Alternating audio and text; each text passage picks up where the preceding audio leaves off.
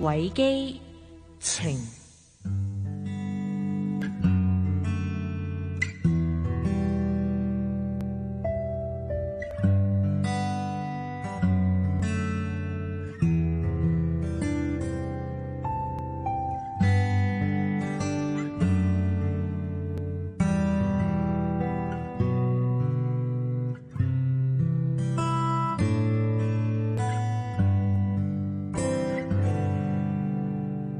相信每一個人都有曾經一個咁嘅經驗，呢個經驗就係細個嘅時候走到一間玩具店，然後喺你眼前就係琳琅滿目、相當之吸引嘅各種唔同類型嘅玩具啦。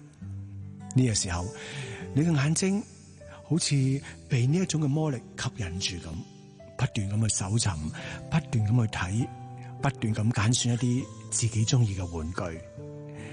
往往人喺成長嘅階段嘅時候，你會慢慢集中去望一啲呢你自己喜愛類型嘅玩具。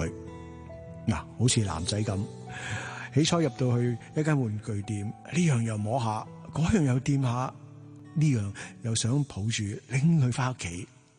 但係到頭來，大部分嘅男仔咧都會選擇中意玩模型啦，玩超人玩具啦，甚至乎咧係一啲要動腦筋嘅一啲嘅遊戲。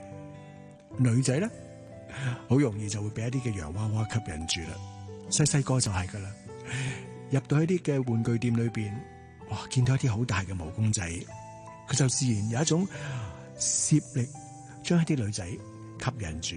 由細到大都係，越大嘅公仔嘅吸引力嘅磁石力就越強啦。人大咗，慢慢學會點樣去賺錢，去擁有一啲自己想要嘅嘢。以前細個好可能你冇錢去買一啲你喜歡嘅玩具，冇機會去擁有一啲你自己喜愛嘅嘢。久而久之，人大咗，儲起咗啲錢，就會嘗試去買一件自己嘅心頭好，又或者甚至乎係以往買唔到嘅，而家希望能夠咧得到喺手啦。咁得到嘅滋味又係點嘅呢？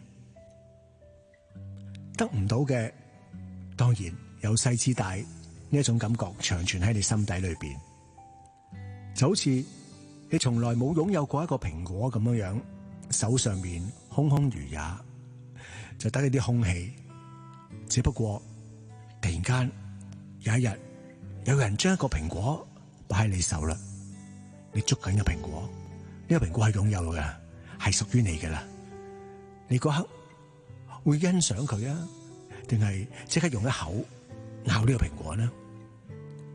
每個人想擁有呢一樣嘢嘅行動同埋嘅感覺都唔一樣。不過有一樣最簡單嘅就係，當你未曾經擁有過，而突然間捉住喺手嘅時候，你就唔想放手啦。唔想放手呢一種嘅行為，就喺我哋嘅生命裏邊，由嗰一刻開始。